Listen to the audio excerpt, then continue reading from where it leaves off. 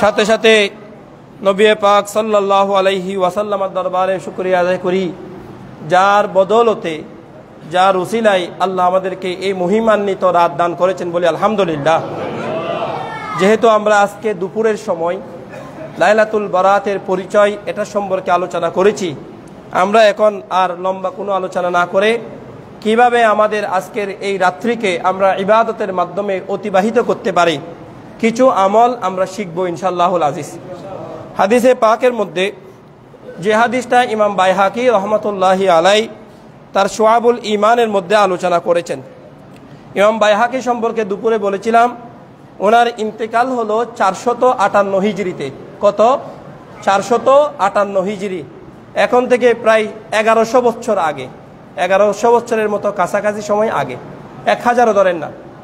শাফি মজাহাবের অনেক বড় মুহাদ্দিস ইমাম বাইহাকি রহমতুল্লাহ আলাই, তিনি আজকের এই রাতের ফজিলতের উপর অনেকগুলো হাদিস নোট করেছেন। তোর মধ্যে একটা হাদিস হলো হযরতে মা আয়েশা সিদ্দিকা রাদিয়াল্লাহু তাআলা আনহার হাদিস। অর্থাৎ আজকের এই রাত্রিতে হুজুরে করিম সাল্লাল্লাহু আলাইহি ওয়াসাল্লামা কিভাবে ইবাদত করেছেন, কিভাবে ইবাদত করেছেন। আমরা তো কিছু নামাজ পড়লেই বিরক্ত হয়ে যাই, কিছু নামাজ পড়লে মন বাইরের দিকে দৌড়ে চলে যায়, মসজিদের মধ্যে স্থিরতার সাথে বসতে পারছি না, আমাদের মন আমাদেরকে দৌড়াচ্ছে চতুর্দিকে, কতক্ষণ বাজারে, কতক্ষণ দোকানে, কতক্ষণ ঘাটে, কতক্ষণ মসজিদের মাঠে, কতক্ষণ খালের পারে, মানে যেখানে সমস্ত শয়তান আমাদেরকে বসতে দিচ্ছে না। অথচ আল্লাহর পেয়ারা মাহবুব আজকের এই রাত্রিতে কিভাবে ইবাদত করতেন তার একটা হাদিস, যেটা ইমাম বুখারী, ইমাম বাইহাকি রহমতুল্লাহি আলাই তার শুআবুল ঈমান এই গ্রন্থের মধ্যে উল্লেখ করেছেন। হযরত আয়েশা সিদ্দিকা রাদিয়াল্লাহু তাআলা আনহা থেকে রওয়ায়াত, তিনি বলছেন কামা রাসূলুল্লাহি সাল্লাল্লাহু আলাইহি ওয়াসাল্লাম মিনাল লাইল, এক রাত্রিতে নবী করিম সাল্লাল্লাহু আলাইহি ওয়াসাল্লাম আমার পাশে ছিলেন। হঠাৎ দেখতে পেলাম হুজুর সাল্লাল্লাহু আলাইহি ওয়াসাল্লাম রাতের কিছু অংশ যাওয়ার পরে হুজুর সাল্লাল্লাহু আলাইহি ওয়াসাল্লাম বিছানা থেকে জাগ্রত হয়ে গেলেন, উঠে গেলেন। ওঠার পরে কি করলেন? ফায়ুসাল্লি, হুজুর নামাজ পড়তে শুরু করলেন। নামাজ যখন পড়তে শুরু করলেন, সুজুদা, হুজুর সিজদাকে এত বেশি লম্বা করেছেন, সিজদা থেকে উঠছেন না, সিজদায় যে গিয়েছেন আর উঠছেন না। তখন আমার হাত্তা জনান্তু, মা আয়েশা সিদ্দিকা রাদিয়াল্লাহু তাআলা আনহা বলছেন হাত্তা জনান্তু, আমি ধারণা করেছি আন্নাহু কাদ কুবিরা, হুজুর সাল্লাল্লাহু আলাইহি ওয়াসাল্লাম যে সিজদাতে এতক্ষণ আছেন, আমার মনে হচ্ছে আল্লাহ পাক সুবহানাহু ওয়া তাআলার নির্দেশে হুজুরের রূহ কবজা করা হয়েছে বলে আলহামদুলিল্লাহ। কত লম্বা সময় সিজদায় ছিলেন দেখেন, উঠছেন না, হুজুরের ইন্তিকাল হয়েছে আমি মনে করেছি। অবশেষে আমি কি করলাম? ফালাম্মা রাআইতু যালিক, যখন আমি হুজুরকে এরকম লম্বা সময় সিজদায় দেখলাম উঠছেন না, কুমতু, আমিও বিছানা থেকে জাগ্রত হয়ে গেলাম, উঠে গেলাম। হাত্তা, হুজুরের কাছে চলে গেলাম, কাছাকাছি গিয়ে হাররাকতু ইবাহামাহু, আমি হুজুরের পায়ের বৃদ্ধাঙ্গুল একটু নেড়ে দেখলাম। কিরে আজকে এতক্ষণ কেন নবী পাক সিজদা করছেন, কেন সিজদা থেকে উঠছেন না? আমি হুজুরের বৃদ্ধাঙ্গুলি মুবারক একটু নেড়ে দেখলাম। যখন নেড়ে দেখলাম ফাতাহাররাকা, দেখা যাচ্ছে হুজুর বৃদ্ধাঙ্গুলি নাড়ছেন। আলহামদুলিল্লাহ, কত সুন্দর হুজুরের সেই বৃদ্ধাঙ্গুলি নাড়া, হুজুর বৃদ্ধাঙ্গুলি নাড়ছেন। যখন বৃদ্ধাঙ্গুলি নাড়ছেন তখন আমি ফারজাতু, আমি ফিরে চলে আসলাম। আমি বুঝেছি আজকে নিশ্চয়ই বিশেষ কোনো রাত, সে কারণে আমার পেয়ারা মাহবুব আজকে ইবাদত করছেন বলে আলহামদুলিল্লাহ। ফালাম্মা রাফা রাসাহু মিনাস সুজুদ, যখন হুজুর তার পবিত্র মাথা মুবারককে সিজদা থেকে তুললেন এবং ওয়াফারাগা মিন সালাতিহি, হুজুর তার নামাজ থেকে ফারেক হলেন। ফাকালা, আমাকে বললেন ইয়া আয়েশা ইয়া হুমায়রা, হে আমার আদরের বিবি, হে আমার জাওজায়ে মুতাহহারা আয়েশা সিদ্দিকা, ইয়া হুমায়রা, হুজুর আদর করে আয়েশাকে হুমায়রা ডাকতেন। ইয়া হুমায়রা জানান্তি আন্না নবিয়্যা সাল্লাল্লাহু আলাইহি ওয়াসাল্লামা কদ খাসা বিকি, হে আয়েশা তুমি কি এটা ধারণা করেছো আল্লাহর পেয়ারা মাহবুব, আল্লাহর নবী তোমার সাথে তোমাকে তোমার হক আদায় করবেন না? তুমি কি সেটা ধারণা করেছো? তখন মা আয়েশা বলছেন কুলতু, আমি বললাম লা লা ওয়াল্লাহ, আল্লাহর কসম করে বলছি ইয়া রাসূলুল্লাহ, আমার সেরকম কোনো ধারণা নাই। ইয়া নবী আল্লাহ, বলে ওয়ালাকিন্নী জানান্তু, আমি আপনাকে এত লম্বা সময় সিজদা করতে দেখে আমি ধারণা করেছি আন্নাকা কুবিত্তা, আপনার রূহ মুবারক কবজা হয়েছে, আপনার ইন্তিকাল হয়েছে, আমি সেরকম ধারণা করেছি। তখন লিতুলি সুজুদিকা, আপনার লম্বা সিজদার কারণে, এত লম্বা সিজদা আপনাকে তো আর দেখি না করতে। যখন এই কথা বললেন, আমার পেয়ারা মাহবুব মা আয়েশা সিদ্দিকা রাদিয়াল্লাহু তাআলা আনহাকে বললেন, আতাদিরিনা আইয়া লাইলাতিন হাযিহি, হে আয়েশা তুমি কি জানো না আজকে এটা কোন রাত, কেমন রাত, এটা কি তুমি জানো না? কুলতু আল্লাহু ওয়া রাসূলুহু আলামু, এটা তো সবচেয়ে বেশি জানেন আল্লাহ এবং তার রাসূল। বলে সুবহানাল্লাহ, আরো চাওয়াজ বলে সুবহানাল্লাহ। আপনাদের বিরক্ত লাগতেছে? ঘুম আসতেছে?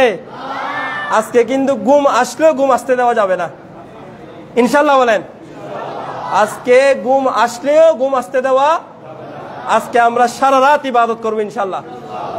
এখানে না আমরা 4 রাকাত 10 রাকাত 12 রাকাত 14 রাকাত নামাজ পড়ে চলে যাচ্ছি। আজকে আমাদের জামিয়াতে রাত 11টা থেকে সারা রাত বুখারীর দরস, আলামিন বারিয়া মাদ্রাসায় ওসিরা মানুষের মাধ্যমে সারা রাত বুখারীর দরস। আমরা যে রাত্রিগুলোতে গুড়ি ঘুম যাই, যেমন মেরাজের রাত, লাইলাতুল কদরের রাত, এই রাত্রিগুলোতে কিন্তু বড় বড় যে সমস্ত দরজগাহ আছে, যেমন মিশরে আল আজহার শরীফের মধ্যে, ওখানকার শায়েখদের থেকে শুনেছি এরকম বরকতময় রাত্রিতে তারা সারা রাত দরজ দিতেন। বুখারী শরীফের দরজ, বিভিন্ন হাদিসের দরজ, ওই রাতকে কেন্দ্র করে আল্লাহ রসুলের যত হাদিস এসেছে সেগুলো সুযোগ দিতেন। তা আমরা তো সেটা পাচ্ছি না। অন্তত এখানে কিছু সময় আপনারা আবার ভয় পাইন না, তাহলে হুজুর আজকে সারা রাত এরকম করবেন। না না না, আপনাদেরকে ছেড়ে দিব ইনশাআল্লাহ আজিজ। 10:30টার ভিতরে আমরা সব সেরে ফেলবো। কিছু রাতের ফজিলতের কথা যদি না বলি, তাহলে সেক্ষেত্রে এই রাত সম্পর্কে আমরা জানবো না হুজুর কিভাবে ইবাদত করেছেন আর আমরা কি করছি। তো আয়েশা সিদ্দিকাকে বললেন, তুমি কি জানো না আজকে কোন রাত? তখন আয়েশা সিদ্দিকা রাদিয়াল্লাহু তাআলা আনহা উত্তর দিলেন, আল্লাহু ওয়া রাসূলুহু আলামু, এটা তো সবচেয়ে বেশি জানেন আল্লাহ এবং তার রাসূল। বলি আলহামদুলিল্লাহ। তখন হুজুর বললেন, হাযিহি লাইলাতুন নিসফি মিন শাবান। সুবহানাল্লাহ, উচ্চ আওয়াজ বলেন সুবহানাল্লাহ। হাযিহি লাইলাতু, এই রাত্রি হলো লাইলাতুন নিসফি মিন শাবান, শাবানের 15তম রজনীর রাত্রি। বলি আলহামদুলিল্লাহ, মানে আজকের এই রাত। তখন তিনি হুজুর সাল্লাল্লাহু আলাইহি ওয়াসাল্লাম বললেন, শুনো এই আয়েশা সিদ্দিকা, আজকের রাতের কিছু ফজিলত আমি তোমাকে শুনাই। ফায়াগফিরু লিল মুস্তাগফিরিন, আল্লাহর কাছে আজকে যত বান্দা ক্ষমা চাইবে, নিজের গুনাহের কথা চিন্তা করে ক্ষমা চাইবে, নিজের আমলে এই যে খারাপ সাইয়াতের কারণে আল্লাহর কাছে ক্ষমা চাইবে, নিজের জীবনের কবিরা গুনাহ হয়েছে এই কবিরা গুনাহের জন্য ক্ষমা চাইবে, সগীরা গুনাহ হয়েছে সগীরা গুনাহের জন্য ক্ষমা চাইবে, মা বাবার খেদমত করার সুযোগ হয় নাই আজকে বুঝতেছে এই পাপ থেকে বাঁচার জন্য ক্ষমা চাইবে, কবরের আযাব থেকে মাপ পাওয়ার জন্য ক্ষমা চাইবে, হাসরের ময়দানের হিসাব নিকাশের থেকে বাঁচার জন্য ক্ষমা চাইবে। এক কথায় বান্দা যে যে উদ্দেশ্যে আল্লাহর কাছে ক্ষমা চাইবে, বলে আল্লাহ পাক সুবহানাহু ওয়া তাআলা ফায়াগফিরু, তাকে ক্ষমা করে দিবেন। বলে আলহামদুলিল্লাহ। তাহলে আমরা ক্ষমা পেতে চাই কিনা? প্রত্যেকে ক্ষমা চাই কিনা? আল্লাহর দয়া চাই কিনা? চাইলে একটু হিম্মত নিয়ে বসতে হবে আমাদেরকে। তারপর হুজুর বললেন, ওয়ায়ারহামুল মুস্তারহিমিন, যারা আল্লাহর দরবারে দয়া কামনা করবে, আজকে সম্পদ চাইবে, রিজিক চাইবে, শরীরের সুস্থতা চাইবে, ছেলে মেয়েদের জন্য ধন দৌলত চাইবে, পরিবারের সুখ শান্তি চাইবে, মানসিক শান্তি চাইবে, ঘরের ব্যবসা বাণিজ্যের উন্নতি চাইবে, ঘরের উন্নতি চাইবে, ঘরের সবার মধ্যে মরিমানা হওয়ার জন্য দোয়া চাইবে, যার জীবনের যত হাজাত আছে আল্লাহ যা আল্লাহর দরবারে যে যেটা কামনা করবে আল্লাহ পাক সুবহানাহু ওয়া তাআলা ইয়ারহামু, তার উপর সে দয়া করবেন। বলে আলহামদুলিল্লাহ। আর ওয়ায়ুআখিরু আহলাল হিকদি, যারা এটাকে যত্নর সহকারে নিবে না আল্লাহ তাদেরকেও দিবেন ওই নির্ধারিত দিবেন আর কি। সেই জন্য এটাকে যত্নের সাথে নিতে হবে। আর একটা হলো, তাও ইমাম বাইহাকি রহমতুল্লাহি আলাইহির হাদিস, যেটাও তিনি শুআবুল ঈমানের মধ্যে এই হাদিসটা নিয়ে এসেছেন, যেটা আমলটা আমরা আজকে করেছি। আমরা আগেই বলেছি লাইলাতুল কদরের নামাজ, লাইলাতুল বারাতের নামাজ, মেরাজের রাত্রির নামাজ, এই যে আমরা 12 রাকাত যেটা নির্দিষ্ট, 12 রাকাত নির্দিষ্ট না, এটা আপনি সারা রাত নামাজ পড়বেন, সারা রাত, যতক্ষণ শরীরে কুলাই, যতক্ষণ আপনার স্বাস্থ্যে চাই, যতক্ষণ আপনার মনে চাই।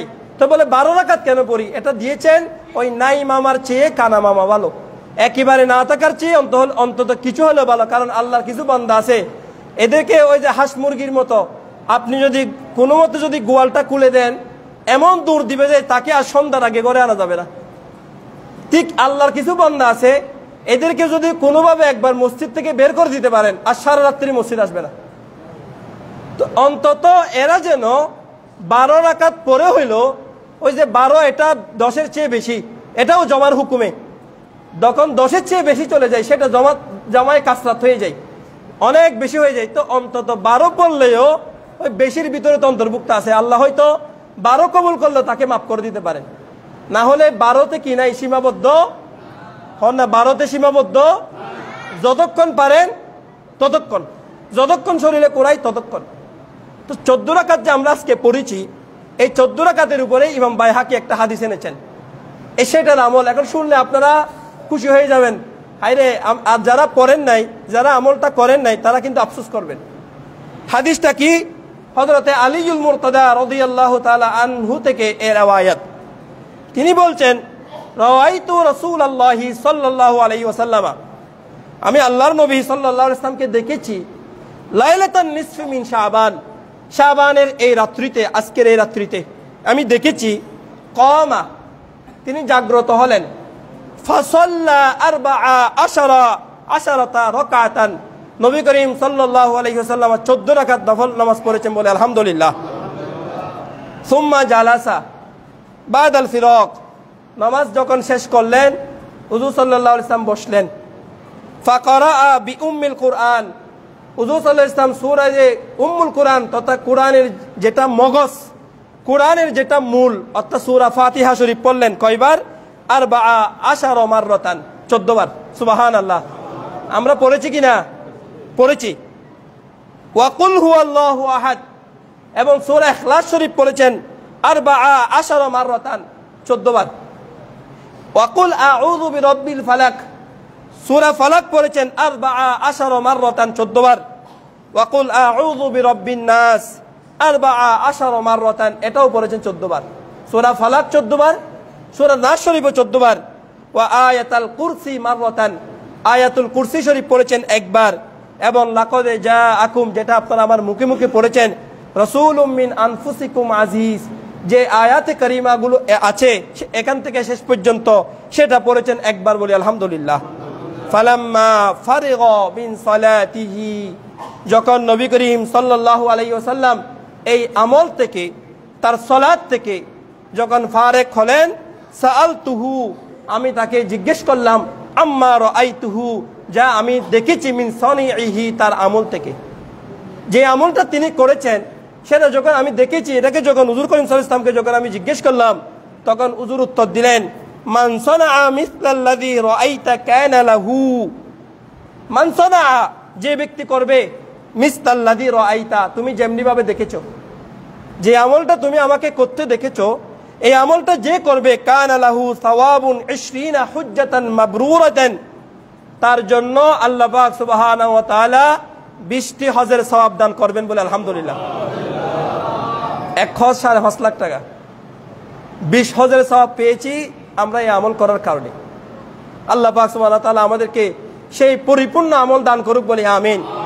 এবং এই আমলের উসিলায়, এটা তো সওয়াবের ঘোষণা, আল্লাহ যেন আমাদেরকে সরাসরি হজ্জ বাইতুল্লাহ করার তৌফিক দান করুক, বলি আমিন। আল্লাহ আমরা গরিব, আল্লাহর কাছে আজকে চাইলে ধনী বানিয়ে দিতে পারে না? আমাদের কাছে সামর্থ্য নাই, আল্লাহ চাইলে সামর্থ্য করে দিতে পারে না? হ্যাঁ, আমি আপনাদেরকে আমার একজন আপনজনের কথা আপনাদেরকে বলেছিলাম, উনার অভাবের কারণে ভালো করে পড়তে পারে নাই, এখন বৃদ্ধ হয়েছেন উনি। তো একদিন উনি বলছেন আমাকে, উনি নিজে বলেছেন, বলে আমার যখন হজের ফজিলত যখন শুনছি, অনেক বেশি কান্নাকাটি আসলো, শবে বরাতের রাত্রি ছিল, আমি অনেক বেশি কেঁদেছি আল্লাহর কাছে। আল্লাহ, আমাদের যে অবস্থা ঘরের, এই অবস্থায় তো হজ করার কোনো তৌফিক নাই, উমরা করার কোনো তৌফিক নাই। আল্লাহ, জীবনে তোমার কাছে একটাই চাওয়া, একবার হলো আল্লাহ তোমার ঘর খানায়ে কাবা দেখার তৌফিক দাও, বলে আলহামদুলিল্লাহ। তোমার রসুলের জিয়ারতের তৌফিক দাও, বলে আমি এভাবে আল্লাহর দরবারে ফরিয়াদ করেছি। আল্লাহ পাক সুবহানাহু ওয়া তাআলা উনি আমাকে বলেছেন, বলে আমাকে আল্লাহ 5 বার হজ করার সুযোগ দিয়েছেন, আর উমরা তো 35 বারের উপরে হবে। তাহলে যে আল্লাহ এরকম একটা সামর্থ্যহীন বান্দাকে 5 বার হজ করার সুযোগ দেয়, 35 বারের উপরে উমরা করার সুযোগ দেয়, তাহলে সে আল্লাহ কি আমাকে একবারও হজ করার তৌফিক দিতে পারে না? এই জন্য আজকে মন দিয়ে এটা চাইবেন। আমল তো করেছি, সেটা যদি পাই আল্লাহর দরবারে, কিন্তু জীবনে একবার হলে যেন খানায়ে কাবা দেখার সুযোগ দেন, বলে আলহামদুলিল্লাহ। তারপরে হুজুর বললেন ওয়াসিয়ামু 20 সানাতান মাকবুলাতান, 20 বছরের রমজানের রোজার সওয়াব পাবে। ফাইদা আসবাহা ফি যালিকাল ইয়াউমা সাইমান, যদি সে ওই দিনে রোজা রাখে। শুধু এটা না, বলে কানা লাহু কাসিয়ামি সানাতাইনি সানাতান মাদিয়াতান ওয়া সানাতান মুস্তাকবিলাতান, যে ব্যক্তি এই লাইলাতুন নিসফি মিন শাবানের দিনের রোজাটা রাখবে, অর্থাৎ আগামী কালকে, আল্লাহ তাকে 2 বছরের রোজার সওয়াব দিবেন। 1 বছর হচ্ছে অতীতের রোজার, আর 1 বছর হচ্ছে ভবিষ্যতের রোজার, বলে আলহামদুলিল্লাহ। এটা তো হলো, অনেকে বলেছেন যারা হাদিস বিশারদ, যারা হাদিস বিজ্ঞানী, এরা বলছেন এই হাদিসটা সনদান দঈফ হইতে পারে, খুব সমস্যা নাই। একটা যেহেতু এই রাত্রিতে অন্যান্য অনেক হাদিস দ্বারা ইবাদতের কথা আছে, সেই জন্য একটা দঈফ হাদিসের সাথে যদি আরো অনেক হাদিস থাকে ইবাদত সংক্রান্ত, সুতরাং এই দঈফ হাদিস দ্বারা আমলের ক্ষেত্রে কোনো সমস্যা নাই, বরং এটা ফাজাইলের ক্ষেত্রে দঈফ হাদিস গ্রহণযোগ্য। আল্লাহ পাক সুবহানাহু ওয়া তাআলা আমাদেরকে আমলের তৌফিক দান করুক, বলি আমিন। যারা এই আমলটা করি নাই, আরো লম্বা সময় আছে, এই আমলটা করার তৌফিক দান করুক, বলি আমিন। এবার আসেন, কুরআনে পাকের মধ্যে আল্লাহ একটা আয়াত বলছেন, ওয়াল্লাযীনা ইযা ফাআলু ফাহিশাতান আও যালামু আনফুসাহুম যাকারুল্লাহা ফাস্তাগফিরু লিযুনুবিহিম। আল্লাহ বলছেন, এই আয়াত সূরা আলে ইমরানের 135 নম্বর আয়াত, সূরা আলে ইমরানের 135 নম্বর আয়াত। আল্লাহ এই আয়াতে বলছেন, ওয়াল্লাযীনা ইযা ফাআলু ফাহিশাতান, আমার কোনো বান্দা যখন কেউ কবিরা গুনাহ করেছে, মনে রাখবেন নফল ইবাদতের মাধ্যমে আল্লাহ সগীরা গুনাহ ক্ষমা করে দেন, কবিরা গুনাহ যদি হয়ে যায় সেটার জন্য তাওবা করতে হয়। আল্লাহ বলছেন, আমার কোনো বান্দা সে কবিরা গুনাহ করেছে, আও যালামু আনফুসাহুম, অথবা নিজের নফসের উপর জুলুম করেছে, মনে করেন সগীরা গুনাহ করেছে অথবা অন্য যে গুনাহ করেছে, যখন গুনাহ করেছে সে কি করলো? যাকারুল্লাহা, সাথে সাথে সে আল্লাহর কথা স্মরণ করলো, আয় হায় দুনিয়ার কেউ আমাকে গুনাহ করতে দেখে নাই, কিন্তু যিনি রহমানুর রহিম আছেন, যিনি আহকামুল হাকিমিন আছেন, যিনি বিশ্বজাহানের পালনকর্তা আল্লাহ আছেন, তিনি তো আমাকে আমল এই গুনাহটা করতে দেখেছেন কিনা? আমি চুরি করেছি, কেউ দেখে নাই, আল্লাহ দেখেছেন কিনা? আমি আরেকজনের সম্পদ হরণ করেছি, কেউ দেখে নাই, আল্লাহ দেখেছেন কিনা? আমি ব্যভিচারিতা করেছি, কেউ দেখে নাই, আল্লাহ দেখেছেন কিনা? তাহলে বান্দা যখন এই যে গুনাহটা দেখে নিজের গুনাহ করেছেন, আল্লাহ বলছেন গুনাহ করার পরে আল্লাহর কাছে স্মরণ করেছেন, আল্লাহর কাছে লজ্জিত হয়েছেন, লজ্জিত হয়ে কি করেছে? ফাস্তাগফিরু লিযুনুবিহিম, আল্লাহ বলছেন ফাস্তাগফিরু লিযুনুবিহিম, সে তার ওই গুনাহের জন্য আমি আল্লাহর দরবারে কেঁদে কেঁদে দোয়া করেছেন, কেঁদে কেঁদে মাপ চেয়েছেন। আল্লাহ আমি বুঝি নাই, অথবা বুঝে করেছি, শয়তানের দোকায় পড়ে করেছি, আল্লাহ আল্লাহ তুমি তো রহমান রহিম, আল্লাহ তুমি ছাড়া দুনিয়াতে আর কেউ আমাকে ক্ষমা করার মতো নাই, আল্লাহ তুমি আজকে লাইলাতুল বারাতের উসিলায়, লাইলাতুন নিসফি মিন শাবানের উসিলায় আল্লাহ আমাকে ক্ষমা করে দাও, বলে আমিন। তাহলে আল্লাহ ক্ষমা করতে পারে কিনা? আল্লাহ নিজেই বলছেন ওই আয়াতে, ওয়াল্লাযীনা ইযা ফাআলু ফাহিশাতান আও যালামু আনফুসাহুম যাকারুল্লাহা ফাস্তাগফিরু লিযুনুবিহিম। আল্লাহ বলছেন, ওমাই ইয়াগফিরুয যুনুবা ইল্লাল্লাহ, আমার বান্দারা আমি আল্লাহ ছাড়া আর কার কাছে যাবে গুনাহ মাফ করার জন্য? এমন কে আছে যে আমি আল্লাহ ছাড়া গুনাহ ক্ষমা করতে পারে? ওমাই ইয়াগফিরুয যুনুবা ইল্লাল্লাহ, আল্লাহ ছাড়া কে আছে গুনাহ ক্ষমা করার মতো? আল্লাহ বলছেন, ওয়ালাম ইউসিররু আলা মা ফাআলু ওয়া হুম ইয়ালামুন, তবে হ্যাঁ আল্লাহ ক্ষমা করবেন, এক সত্য আছে একটা, ওয়ালাম ইউসিররু আলা মা ফাআলু, গুনাহ তো করেছে, তওবা তো করে নাই, আরো গাঁটঠেরামি করতেছে। কিসের তওবা, কিসের গুনাহ? এরকম গুনাহ হয়ে যায়, আল্লাহ মাফ করে দিতে পারেন, এরকম গুনাহ আমার থেকে হয়ে যায়। এদিকে মদ খাচ্ছেন, এদিকে আবার কি করতেছেন? অহংকারও করে বেড়াচ্ছেন, এদিকে জেনা করতেছেন, এটা আবার মানুষকে বলে বলে বেড়াচ্ছেন, এদিকে আরেকজনের সম্পদ চুরি করতেছেন, সেটা আবার আরেকজনকে বলতেছেন, সবাই গাচ্ছেন।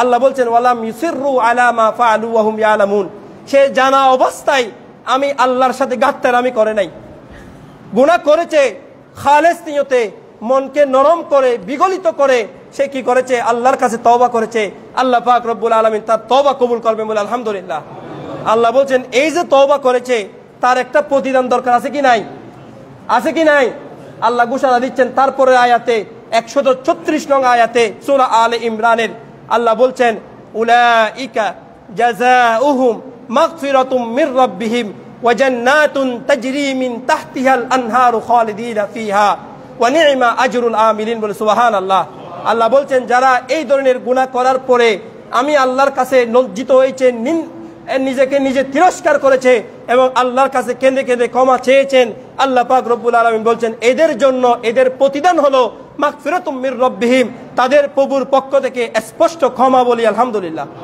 শুধু ক্ষমা না আল্লাহ বলছেন ওয়া জান্নাতুম তাজরি মিন তাহতিহাল আনহার এদের জন্য রয়েছে এমন জান্নাত যার পাদদেশ দিয়ে নদীসমূহ প্রবাহিত আল্লাহ বলছেন ওয়া নি'মা আজরুল আমিলিন আর যারা ভালো কাজ করে যারা সৎ কাজ করে যারা এভাবে আল্লাহর দরবারে কেঁদে কেঁদে তওবা করে তাদের জন্য কতই না উত্তম উপাদান কতই না উত্তম যাজা রয়েছে বলে আলহামদুলিল্লাহ তাইলে এখানে আমরা সবাই গুনাহগার কিনা আমরা বদকার কিনা পাপী কিনা এমন কেউ বলতে পারবে আমি গুনাহ করিনি কেউ বলতে পারবে না কেউ নাই তাহলে আজকে এই রাত্রি যদি আমি আল্লাহর কাছে নিজের গুনাহের কথা স্মরণ করে আল্লাহর কাছে যদি কেঁদে কেঁদে দোয়া চাই আল্লাহ আমাকে তওবা ক্ষমা করতে পারে কিনা আল্লাহ আমার তওবা কবুল করতে পারে কিনা তারা উত্তর নদের হদুয়া কেন মনে তওবা কবুল করি না হলে আল্লাহর পারে কিনা আল্লাহ ক্ষমা করতে পারে কিনা আল্লাহ আমাদেরকে ক্ষমা করুক বলি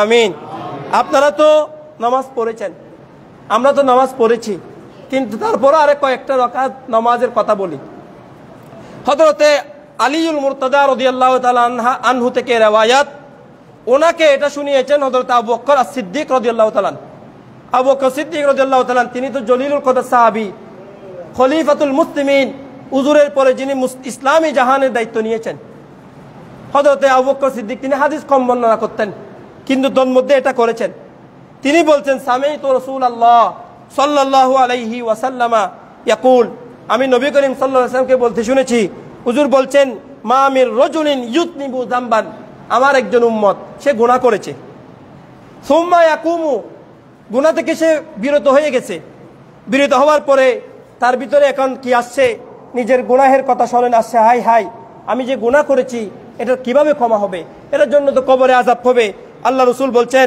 ফায়দা তাহহারু গুনাহ থেকে যখন ফারেক হলো সে পবিত্রতা অর্জন করলো সুম্মা ইসাল্লি তারপর সে নামাজ আদায় করলো সুম্মা ইস্তাগফিরুল্লাহ সে আল্লাহর কাছে ক্ষমা চাইলো হাদিসে পাকের মধ্যে নবী করিম সাল্লাল্লাহু আলাইহি ওয়াসাল্লাম বলছেন ইল্লা গফারাল্লাহু লাহু আল্লাহ পাক সুবহানাহু ওয়া তাআলা সে যে গুনাহ করেছে ওই গুনাহটার সাথে সাথে ক্ষমা করে দিয়েছেন বলে আলহামদুলিল্লাহ তাহলে গুনাহ থেকে বাঁচার পদ্ধতি বলে দিয়েছেন কিনা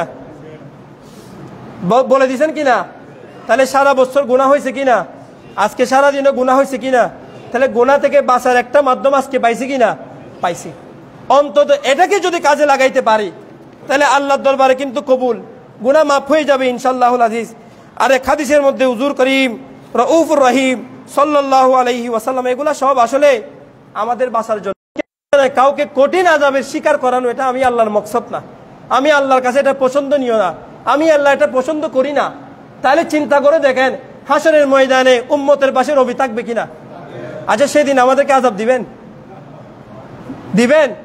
এটা তো আল্লাহর কাছে পছন্দনীয় না যেখানে দুনিয়াতে আল্লাহ এত গুনাহ করার পর আযাব দিচ্ছে না আল্লাহ যেহেতু আল্লাহু তো সাত্তারুল উয়ুব গফফারুয যুনুব তিনি তো সাত্তারুল উয়ুব বান্দার গুনাহকে তো তিনি গোপন করে রেখেছেন গুনাহকে কেন গোপন করেছেন আপনাকে আযাব দেওয়ার ইচ্ছা নাই বলে আল্লাহ আপনাকে আযাব দিবেন না বলে তো গুনাহকে গোপন করেছেন যেমন জানাহের শাস্তি বেবিচারিতার শাস্তি কি আল্লাহ বলছেন কোরআনে পাকের মধ্যে বেবিচারিতার শাস্তি হলো আয-যানিয়াতু ওয়াজ-যানি ফাজলিদু কুল্লা ওয়াহিদিন মিনহুমা মিয়াতা জালদা 100 বেত্রাঘাত তবে তার জন্য সত্য হইল 4 জন একসাথে দেখতে হবে যে বেবিচারি করতেছে বেবিচারি পুরুষ এবং বেবিচারি মহিলাকে বেবিচার করা অবস্থায় একসাথে দেখতে হবে 4 জন আচ্ছা এরকম 4 জন কি একসাথে দেখতে পারে সুযোগ আছে অনেক অসম্ভব এক ধরনের ধরতে গেলে কারণ সে তো ইঙ্গিত পাইলে তো পাপ কাজ ছেড়ে দিবে। ফেকার মশালাতে বলা হয়েছে যে ওই যে সুরমা আছে না, সুরমা উদাহরণ দিয়েছে কিভাবে দেখতে হবে। বলে সুরমার ভিতরে যেরকম সুরমা দানি ওই যে সুরমার দাঁত যেটা আছে, আটি যেটা আছে, বলে সেটা সুরমার ওই যে পাত্রের মধ্যে যেরকম ঢুকা অবস্থায় তাকে সে অবস্থায় দেখতে হবে 4 জন একসাথে। তাহলে এইরকম কেন করেছেন? কারণ আল্লাহর মকসদ, আল্লাহর উদ্দেশ্য কাউকে অপমান করা নয়। শাস্তি তো পাবেন, কবিরা গুনাহ করেছেন, জেনা করেছেন, সেটার শাস্তি জাহান্নামে কঠিন শাস্তি হবে। আবার এটা করার সুযোগ নাই আল্লাহ দুনিয়াতে আপনাকে বাঁচাই দিচ্ছেন ও আখিরাতে বাঁচাই দিবেন, তাইলে না না। আজকে রাত্রিতে তো সবাইকে ক্ষমা করলেও যারা বেবিচারিতাতে লিপ্ত থাকে, মুসিরুন আলা জিনা, তাদেরকে তো আল্লাহ ক্ষমা করবেন না। তবে হ্যাঁ, যদি একনিষ্ঠতার সাথে আল্লাহর কাছে ক্ষমা চাইতে থাকে, ক্ষমা করতে থাকে নিজের জীবনে, বেবিচারিতা মানে শুধু মাখু ওই যে সুরমাদানির ভিতরে আটি থাকা অবস্থায় সেটা না, চোখের জানা, এটা একটা জানা, মন দিয়ে কল্পনা করতেছি এটাও জানা, খারাপ কাজে আরেকজনের বিভিন্ন নেকলেট ছবি, খারাপ ছবিগুলো দেখতেছি এটাও জানা, সবকিছু জানা। এগুলো শাস্তি হবে, অবশ্যই অবশ্যই শাস্তি হবে। আল্লাহ যেন আজকের এই রাত্রির উসিলায় এই পাপাচারিতা থেকে আমাদেরকে বাঁচিয়ে রাখেন, বলি আমিন। তো রাসূল সাল্লাল্লাহু আলাইহি ওয়াসাল্লাম বলছেন, হযরতে আবু হুরায়রা জলিলুল কদর সাহাবী আল্লাহ রসুল থেকে প্রায় 5375 অথবা 74 হাদিস রিওয়ায়াত করেছেন। চিন্তা করে দেখেন, 2 বছর 3 বছরের ব্যবধানে এতগুলা হাদিস রিওয়ায়াত করেছেন আল্লাহর নবী থেকে হযরত আবু হুরায়রা। তিনি রিওয়ায়াত করতেছেন এই হাদিসটা, সামিতু রাসূলুল্লাহ, প্রত্যেকে বলেন সাল্লাল্লাহু আলাইহি ওয়াসাল্লাম, উচ্চ আওয়াজ বলেন সাল্লাল্লাহু আলাইহি ওয়াসাল্লাম। নবী করিম সাল্লাল্লাহু আলাইহি ওয়াসাল্লাম বলছেন, ইন্না আউওয়ালা মা ইউহাসাবু বিহিল আবদু ইয়াউমাল কিয়ামা মিন আমালিহি সালাতুহু। হাশরের ময়দানে বান্দার নেক আমলের মধ্যে, নেক আমলের গণনা শুরু হবে না, সেখানে বদ আমলের যেরকম গণনা শুরু হবে, নেক আমলের সেরকম গণনা শুরু হবে। তো বান্দার নেক আমল গণনা শুরু হবে, সর্বপ্রথম যে নেক আমলটা গণনা শুরু হবে সেটা হলো তার আমল থেকে নামাজ, বলি আলহামদুলিল্লাহ। তো রাসূল সাল্লাল্লাহু আলাইহি ওয়াসাল্লাম বলছেন, ফা ইন সলুহাত ফাকাদ আফলাহা ওয়া আনজাহা। যে ব্যক্তি নামাজকে যথাযথভাবে আদায় করেছে, যার নামাজের মধ্যে কমতি নাই, তাহলে ফাকাদ আনজাহা ওয়া আফলাহা, সে সৌভাগ্যবান, সে কামিয়াব, সে পার হয়ে গেছে, বোঝা একটা, সে মোটামুটি পাস করে ফেলছে, ইন্টারভিউতে তার পাস হয়ে গেছে নিশ্চিত। আল্লাহ নবী বলছেন, ফাকাদ খাবা ওয়া খাসিরা। এখন আমরা যারা আছি, তাহলে আমরা বেজে গেছি না? নামাজ পড়ি নাই এরকম অনেক বান্দা আছি না? অথবা পড়েছি, কাজা পড়েছি, অনেক বান্দা আছি না? আমাদের কি হবে? আল্লাহ নবী বলছেন, ফাকাদ খাবা ওয়া খাসিরা। কারো যদি নামাজে কমে যায়, ফরজ নামাজ কম তাকে মনে করেন, যথাযথ যা ছিল সব নাই, কিছু কম আছে, তো এখন সে কি করবে? ফাইন ইনতাকাসা মিন ফারিদাতিহি শাইউন। যদি তার ফরজ থেকে যদি কিছু অংশ যদি কমে যায়, কিছু অংশ যদি নুকসান হয়ে যায়, তখন আল্লাহ পাক যখন এতে দেখবেন বান্দা কাকুতি মিনতি করতেছে, আল্লাহ দুনিয়াতে সুযোগ পাইছে, নামাজ পড়ি নাই, আল্লাহ অন্তত তো পড়ছি, অন্তত তো আসছি, বেশি পড়ি নাই আর কি, অন্তত ফরজটা আদায় করার চেষ্টা করছি, তখন আল্লাহ বলবেন, আমার বান্দার তো নামাজের ঘাটতিতে তো দেখতেছি ফরজ নামাজ কম, আল্লাহ তো তার মানে জাহান্নামী, এখন জাহান্নামে চলে যাইতে হবে। বান্দা অন্তর একেবারে নরম করে আল্লাহর দিকে তাকাই আছেন, আল্লাহর পক্ষ থেকে কি নির্দেশ আছে? ফেরেশতারা জাহান্নামে টেনে নেওয়ার জন্য প্রস্তুত। কোন দিকে যাবে এখন এই বান্দা? নামাজ তো কম। হাদিসে রাসূল সাল্লাল্লাহু আলাইহি ওয়াসাল্লাম বলছেন, ক্বালা আর-রাব্বু তাবারাকা ওয়া তাআলা। এই অবস্থা যখন দেখবেন, বান্দার এই নিরহ অবস্থা, এই দুর্বল অবস্থা, এই অসহায় অবস্থা যখন দেখবেন, তখন বলবেন, উনজুরু হাল্লি আবদি মিন তাতাওয়ুইন। আমার এই বান্দার আমলের মধ্যে কোনো নফল নামাজ আছে কিনা দেখো। সুবহানাল্লাহ। আজকে নফল নামাজ পড়েন নাই, তাইলে নফল নামাজ কি বিতা যাচ্ছে? বিতা যাবে? বলে আমার বান্দার গাট্টির মধ্যে কোনো নফল নামাজ আছে কিনা দেখো। বলে যদি নফল নামাজ থাকে, ফায়ুকাম্মালু বিহা মা ইনতাকাসা মিনাল ফারিদা। ফরজ নামাজ থেকে যে অংশটুকু কমে গিয়েছে সেটা নফল নামাজের মাধ্যমে আদায় করে দাও, বলি আলহামদুলিল্লাহ। সুম্মা ইয়াকুনু সাইরু আমালিহি আলা যালিক। এইভাবে করে বান্দার সমস্ত আমলকে এভাবে মাফ করা হবে। যখন একটা কম হবে, আর একটার মাধ্যমে সেখানে পুরাই দেওয়া হবে। যাকাত ফরজ হয়েছে, যথাযথভাবে আদায় করতে পারেন নাই, হাসরের ময়দানে বেজে গেছেন, আল্লাহর দিকে এখন তাকায় আছে রহমতের জন্য। আল্লাহ বলবেন, আমার বান্দা কোনো নফল সৎকা করেছি কিনা দেখো, অন্তত সেটাকে দিয়ে হলে ফরজটা আগে ফিল আপ করে দাও বলে আলহামদুলিল্লাহ। টিকিট আগে তুলে দাও, চলে যাক, আগে জান্নাতে চলে যাক বলে আলহামদুলিল্লাহ।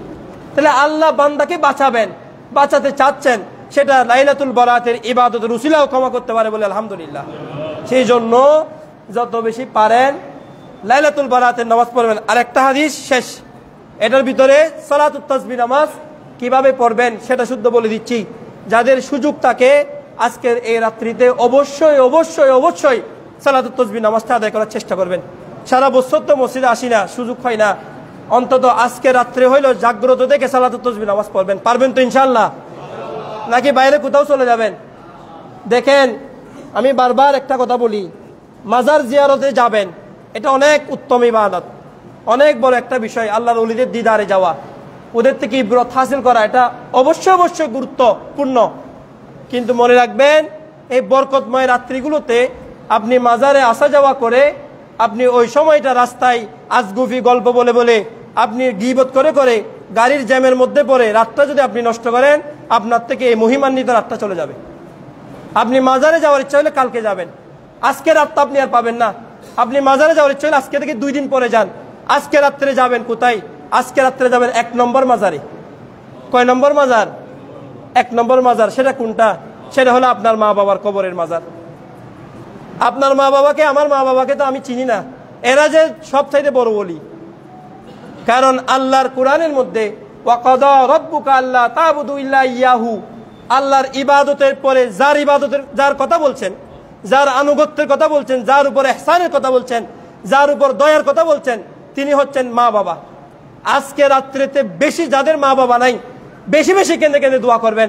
কবরস্থানে গিয়ে দরকার হলে মোবাইল বন্ধ রাখবেন, মোবাইল বন্ধ রেখে মা বাবার কবরে গিয়ে কেঁদে কেঁদে দোয়া করবেন।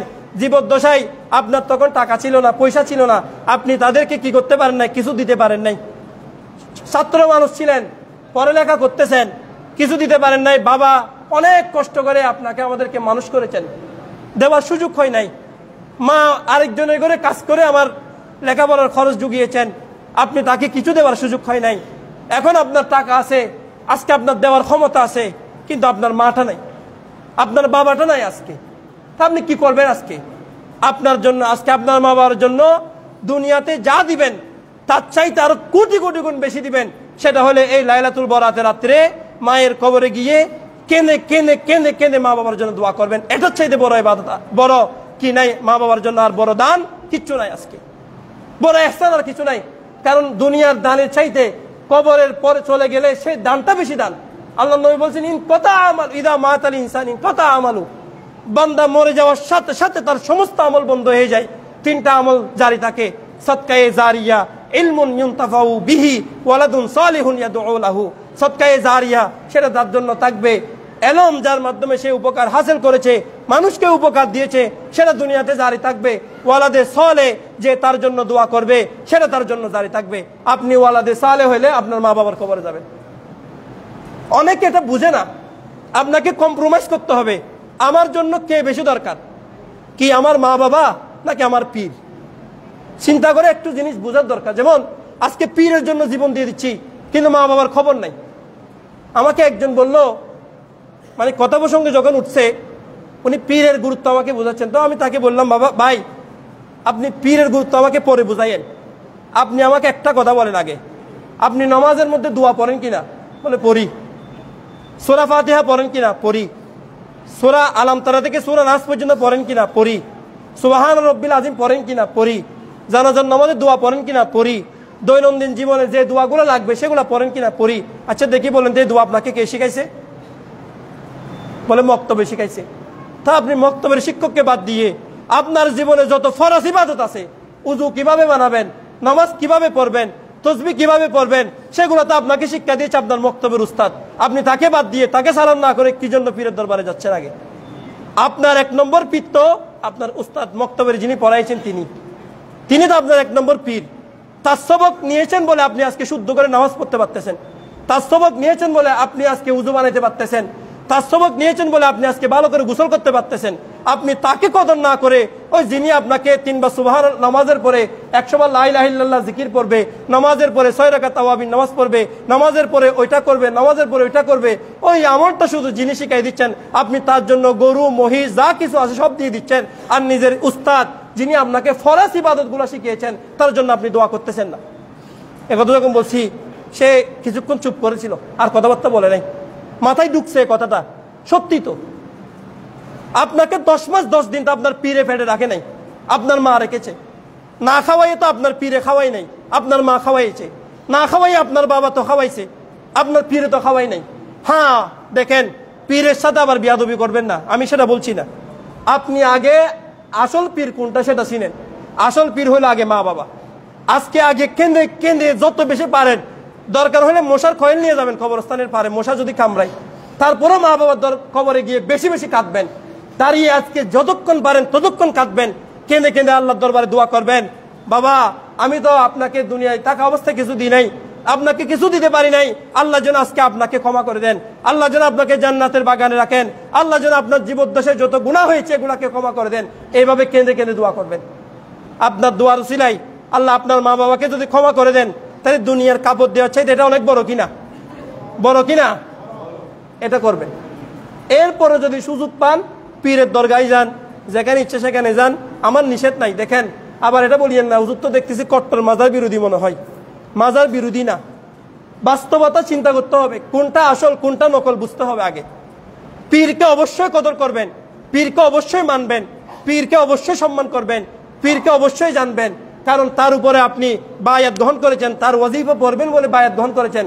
তিনি আপনাকে সৎ পথে চলানোর জন্য কি দিচ্ছেন, নসিহত করতেছেন, তাকে সম্মান করবেন। কিন্তু মা বাবাকে তার আগে বেশি সম্মান করবেন। আগে মা বাবার কবর জিয়ারত করবেন, তারপর ওয়ালির মাজার যেখানে ইচ্ছে সেখানে যাবেন। কারণ আল্লাহ বলেছেন ওয়া কদা রব্বুকা আল্লাহ তা'বুদু ইল্লা ইয়াহু, দুনিয়া 1 নম্বর ইবাদত হলো আল্লাহর, তারপর হচ্ছে ওয়াবিল ওয়ালিদাইনি ইহসানা, তারপর হলো পিতামাতার। আমার কথা বুঝছেন? এরপর উস্তাদের, এরপরে পীরের। 4 নম্বরে পীর, 3 নম্বর উস্তাদ।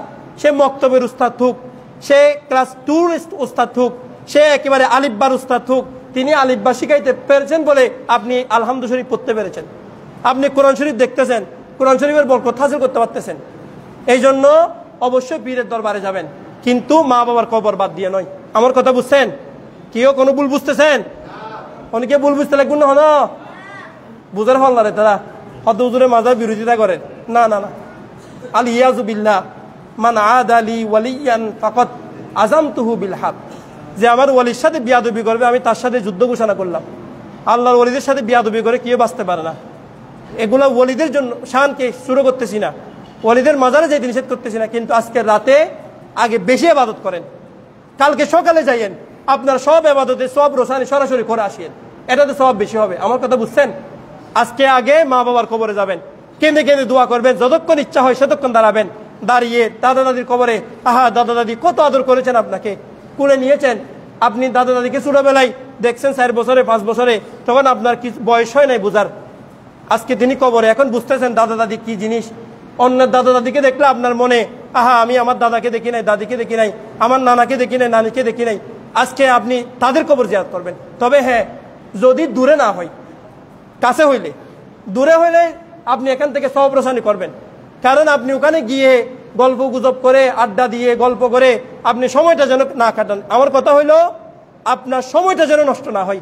হ্যাঁ, আপনি যদি এটা করতে পারেন, একটা তসবিহ সারা হাতে নিয়েছেন, সুবহানাল্লাহ পরে পরে পরে পরে মা বাবার কবরে যাচ্ছেন, দূরে হোক, সেটা এখান থেকে একেবারে শহরে হোক, আপনি চলে যাচ্ছেন, কিন্তু তসবিহ পড়তেছেন, কোরআনে সূরা পড়তেছেন, জিকির করতেছেন, তাহলে যান, কোনো সমস্যা নেই। ইবাদতের মধ্যে কাটুক আজকের রাতটা। কথা বুঝছেন না? ইয়া হাদিস যেটা বলতেছি সালাতুত তাসবিহ হাদিস, এটা আমরা অনেকবার আপনাদেরকে আল্লাহ শোনানোর তৌফিক হয়েছে। আজকে তারপরেও বরকতময় রাত হিসাবে আরেকবার শোনাচ্ছি। এটার পরে সালাতুত তাসবিহ আমলের পরে আমরা মিলাদ কিয়াম করে মুনাজাত করি, ইনশাআল্লাহ শেষ হবে। তো হযরতে আব্দুল্লাহ ইবনে আব্বাস রাদিয়াল্লাহু তাআলা আন হাদিস riwayat করতেছেন। আব্দুল্লাহ ইবনে আব্বাস হলো আল্লাহ রাসূলের সাহাবীদের মধ্যে রাইসুল মুফাসসিরিন, যিনি তাফসীর জগতের মধ্যে সর্বশ্রেষ্ঠ। এত বড় তাফসীর বিশারদ, যার জন্য নবী করিম সাল্লাল্লাহু আলাইহি ওয়াসাল্লাম দোয়া করেছেন আল্লাহুম্মা আল্লিমহু তাওয়িল, আল্লাহ তুমি তাকে কোরআনের তাওয়িল শিক্ষা দাও, কোরআনের তাফসীর শিক্ষা দাও। আব্দুল্লাহ ইবনে আব্বাস বয়সে ছিলেন ছোট, কিন্তু এলমে ছিলেন গটগট্টে, একেবারে ফিলাপ। রইসুল মুফাসসিরিন আব্দুল্লাহ ইবনে আব্বাস তিনি রওয়ায়াত করতেছেন এই হাদিসটা। নবী করিম সাল্লাল্লাহু আলাইহি ওয়াসাল্লাম বলছেন, ক্বালা আলী আব্বাস ইবনে আব্দুল মুত্তালিব, আব্বাস ইবনে আব্দুল মুত্তালিবকে হুজুর সাল্লাল্লাহু আলাইহি ওয়াসাল্লাম বললেন, ইয়া আব্বাসু ইয়া আম্মাহু আলা উতিকা আলা আমনাহুকা আলা উখবিরুকা। হে আমার চাচা, ইয়া আব্বাস, আমি কি আপনাকে এমন একটা বিষয় জানাই দেব না? আমি কি আপনাকে এমন একটা উপকারী বিষয় বলবো না? আমি কি আপনাকে এমন একটা উপকারী বিষয় আল্লাহর তরফ থেকে আপনাকে দান করব না? বলে আলা আফআলু বিকা, আমি কি আপনাকে এমন একটা আমলের কথা বলবো না যার কারণে আপনার 10টা ফজিলত হাসিল হবে? যখন কথা বললেন তখন রাসূলুল্লাহ প্রশ্ন করে নিজে উত্তর দিতে লাগলেন, ইজা আনতা ফাআলতা যালিকা গফারাল্লাহু লাকা যামবাকা। আপনি যদি এই আমলটা করেন আল্লাহ আপনাকে ক্ষমা করে দিবেন। বলে আলহামদুলিল্লাহ, সুবহানাল্লাহ, উচ্চ আওয়াজে বলেন আলহামদুলিল্লাহ। বলে সেটা কি কি কি ক্ষমা করবেন? বলে যামবাকা, আপনার গুনাহকে, আউয়ালাহু ওয়া আখিরাহু, দুইটা, 10টার মধ্যে দুইটা, আপনার পূর্ব জীবনের গুনাহ, ওয়া আখিরাহু, আপনার পরবর্তী জীবনের গুনাহ আল্লাহ ক্ষমা করে দিবেন। বলে আলহামদুলিল্লাহ। দুইটা গেছে। আরেক জোর বলতেছে কদিমাহু ওয়া হাদিসাহু, আপনার পুরাতন গুনাহ, ওয়া হাদিসাহু, নতুন গুনাহ, যত গুনাহ হয়েছে পুরাতন গুনাহ হোক নতুন গুনাহ হোক আল্লাহ সবগুলাকে ক্ষমা করে দিবেন। বলে আলহামদুলিল্লাহ। খতাআহু ওয়া আমাদাহু, অনেক গুনাহ করেছেন ভুলবশত, আপনি জানেন না। আবার অনেক গুনাহ করেছেন আমাদাহু, ইচ্ছাকৃতভাবে, আপনি জানেন না। আল্লাহ আপনার ইচ্ছার গুনাহ অনিচ্ছার গুনাহ ক্ষমা করে দিবেন। বলে আলহামদুলিল্লাহ। তাহলে কয় জোর গেছে এখন? আউয়ালাহু আখিরাহু 1 জোর, কদিমাহু হাদিসাহু 2 জোর, খতাআহু আমাদাহু 3 জোর, তারপর বললেন 4 জোর, মানে 3 জোর মানে 6টা গেছে। সগীরাহু ওয়া কাবীরাহু, আপনার ছোট গুনাহ, ওয়া কাবীরাহু, আপনার অপেক্ষাকৃত বড় গুনাহ, ছোট গুনাহ চাইতে অপেক্ষাকৃত বড় গুনাহ আল্লাহ ক্ষমা করে দিবেন। বলে আলহামদুলিল্লাহ। তাহলে কয় জোর গেছে এখন? 4 জোর। 4 জোর মানে 8টি। সিররাহু ওয়া আলানিয়াতাহু, আপনি গোপনে গুনাহ করেছেন, কেউ দেখে নাই, আপনি তো দেখেছেন, আল্লাহ তো দেখেছে। প্রকাশ্য গুনাহ করেছেন, আল্লাহর আযাব আসে নাই, আল্লাহর ফজল হয়েছে আপনার উপর। এখন এই গুনাহটা তো আপনার কাঁধে আছে, তাহলে আল্লাহ কি এই গুনাহটা আপনাকে মাফ করাইতে চাচ্ছেন? আপনি কি করবেন? এই আমলটা করলে আল্লাহ সিররাহু ওয়া আলানিয়াতাহু, আপনার গোপন গুনাহ, আপনার প্রকাশ্য গুনাহ আল্লাহ ক্ষমা করে দিবেন। বলে আলহামদুলিল্লাহ। এত বড় আমল সারি দিবেন না হয়? তারা সারি দিবেন না? না আজ রাতে ঘুরিবেন? করবেন তো ইনশাআল্লাহ। আজকে রাত্রে আমলটা সবাই চেষ্টা করবেন। বলে সেটা কি? সে আমলটা হলো আন তুসাল্লিয়া 4 রাকাত, আপনি 4 রাকাত নামাজ আদায় করবেন। তাকরাউ ফি কুল্লি রাকাতিন, প্রত্যেকটি রাকাতের মধ্যে আপনি পাঠ করবেন ফাতিহাতাল কিতাব ওয়া সূরাতান, প্রত্যেকটি রাকাতে আপনি পাঠ করবেন ফাতিহাতাল কিতাব, সূরা ফাতিহা শরীফ, ওয়া সূরাতান, এবং তার সাথে আরেকটি সূরা। কোন সূরা পড়বেন? মনে রাখবেন হযরত আব্দুল্লাহ ইবনে আব্বাসের সূত্রে একটা হাদিস দুররে মুখতারের মধ্যে হাদিসটা এসেছে, তিনি নোট করেছেন আর কি ফতোয়ার ক্ষেত্রে। তিনি বলছেন কোন সূরাটা পড়বে? প্রথম রাকাতে আপনি পড়বেন সূরাতুত তাকাসুর, মানে আলহাকুমুত তাকাসুর হাত্তা যুরতুমুল মাকাবির কাল্লা সাউফা তা'লামুনা থুম্মা কাল্লা সাউফা তা'লামুন। এই সূরা আছে না, এই সূরাটা আপনি পড়বেন প্রথম রাকাতে।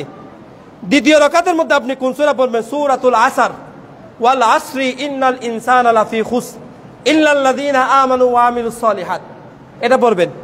3 নম্বর রাকাতে আপনি কোন সূরাটা পড়বেন? সূরাতু কাফিরুন, কুল ইয়া আইয়ুহাল কাফিরুন লা আ'বুদু মা তা'বুদুন, এই সূরাটা আপনি পড়বেন। এবং 4 নম্বর রাকাতে আপনি বলবেন কুল হুয়াল্লাহু আহাদ। তাহলে কয় রাকাত গেল?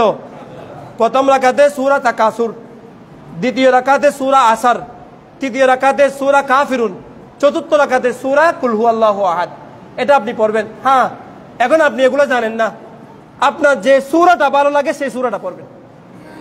যে সূরাটা আপনি পড়তে পারেন সেটা হোক সূরা ইখলাস, সূরা নাস, সূরা ফালাক, সূরা কাউসার, যেটাই আপনি পারেন সেটা দিয়ে আপনি 4 রাকাত এই নামাজটা পড়বেন। তখন তিনি বলছেন, হুজুর সাল্লাল্লাহু আলাইহি ওয়াসাল্লাম বলছেন, ফাইদা ফারাগতা মিনাল কিরাআতি ফি আউয়ালি রাকাতিন ওয়া আনতা কায়িমুন, আপনি দাঁড়ানো অবস্থায় কুলতা সুবহানাল্লাহি ওয়ালহামদুলিল্লাহি ওয়া লা ইলাহা ইল্লাল্লাহু আল্লাহু আকবার, আমার মুখে মুখে বলেন সুবহানাল্লাহি ওয়ালহামদুলিল্লাহি ওয়ালা ইলাহা ইল্লাল্লাহু ওয়াল্লাহু আকবার সুবহানাল্লাহি ওয়ালহামদুলিল্লাহি ওয়ালা ইলাহা ইল্লাল্লাহু আল্লাহু আকবার। এটা আপনি পড়বেন। এটা কয়বার বলছি? 15 বার। যদিও এখানে এই রিওয়ায়াতের মধ্যে কেরাতের পরে আছে, কিন্তু আপনি মনে রাখবেন তরতিবটা কিভাবে। সালাতুত তাসবিহ নামাজের তরতিব হইল, আপনি নিয়ত করেছেন নাওয়াইতু আন উসাল্লি আলিল্লাহি তাআলা আরবা রাকাতাই সালাতিত তাসবিহ সুন্নাতু রাসূলিল্লাহি তাআলা মুতাওয়াজ্জিহান ইলা জাহাতিল কাবাতিশ শরীফাতি আল্লাহু আকবার। নিয়ত করেছেন আপনি। নিয়ত করার পর আপনি সানা পড়বেন। সানা পড়ার পরে আপনি 15 বার এই দোয়াটা পড়বেন। কোনটা? যেটা আমরা পড়িয়েছি, সুবহানাল্লাহি ওয়ালহামদুলিল্লাহি ওয়ালা ইলাহা ইল্লাল্লাহু আল্লাহু আকবার। এটা আপনি পড়বেন কয়বার? কিসের পরে? সানার পরে 15 বার পড়বেন। 15 বার পড়ার পরে আপনি সূরা ফাতিহা শরীফ এবং সূরা যে সূরাটা যেটা আপনি পারেন সেটা আপনি মিলাবেন। এটা পড়ার পরে সূরা শেষ করে এবার আপনি 10 বার পড়বেন। কয়বার? তাহলে দাঁড়ানো অবস্থায় কবার হয়ে গেছে? 25 বার। কয়বার হয়ে গেছে? 25 বার।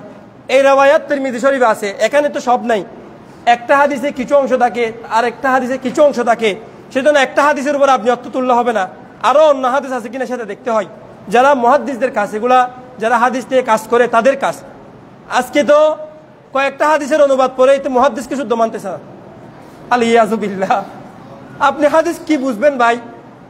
যেখানে ইমাম বুখারী 6 লক্ষ হাদিস মুখস্থ করেছেন, সহিহ হাদিস শুধু 1 লক্ষ হাদিস থেকে 4000 প্লাস দিয়ে কিছু কি বুখারী শরীফ রচনা করেছেন, আরো কত 96,000 হাদিস থেকে গেছে।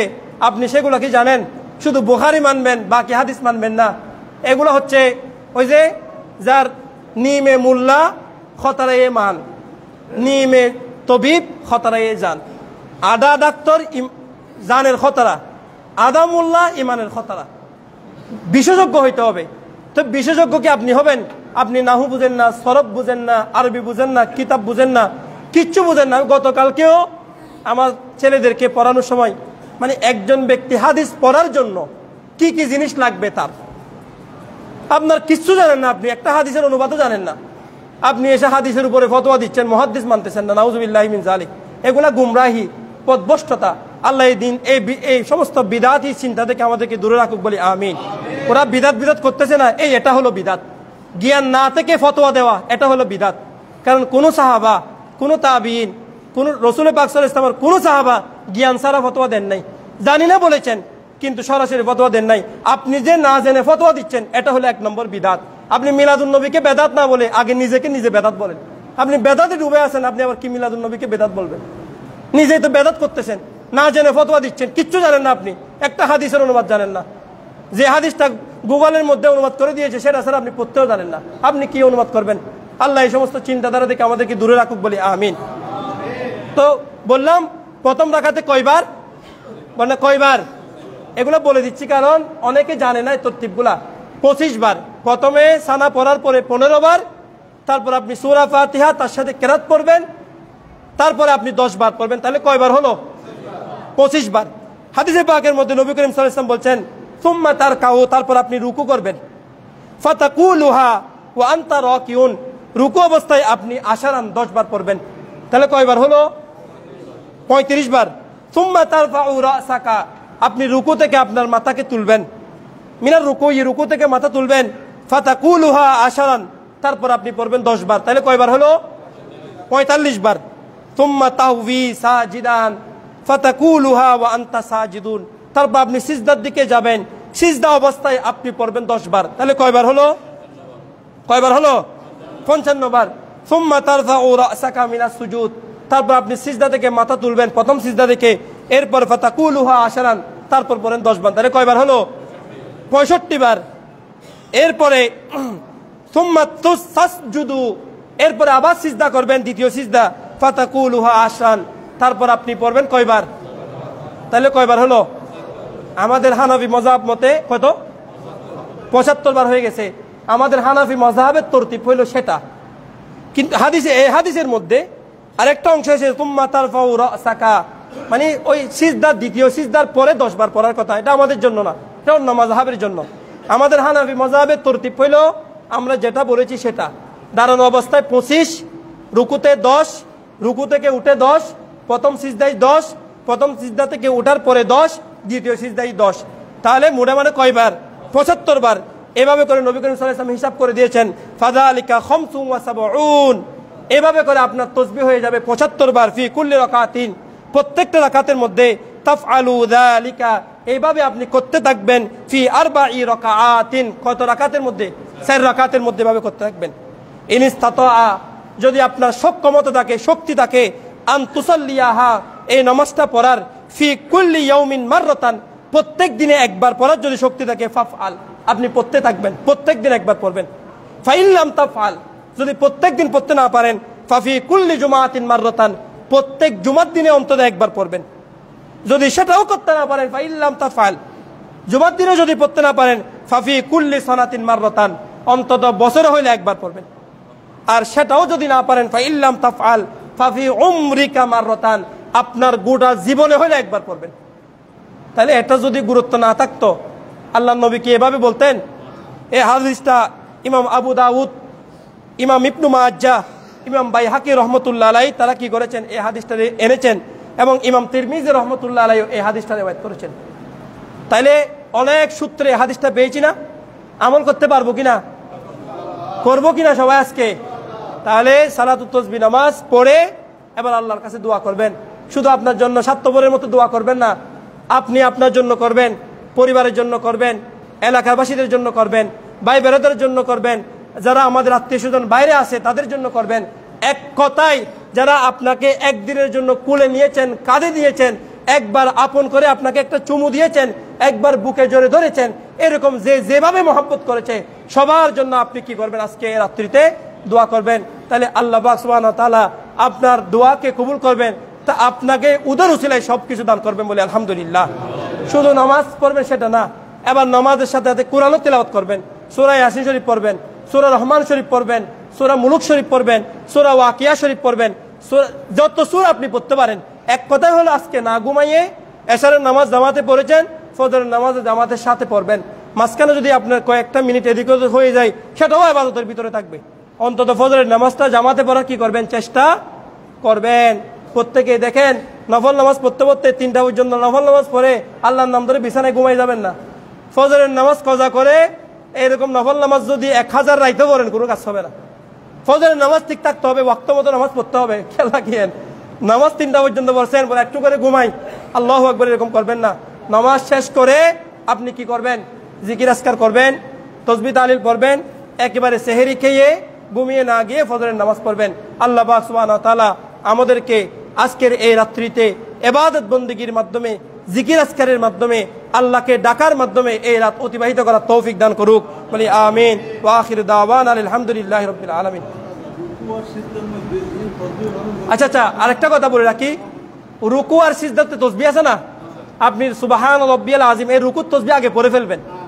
এটা পড়ে তারপর আপনি রুকুর তাসবিহ পড়বেন, সিজদার তাসবিহ আগে পড়ে ফেলবেন, পরে আপনি এবার সালাতুত তাসবিহগুলা পড়বেন।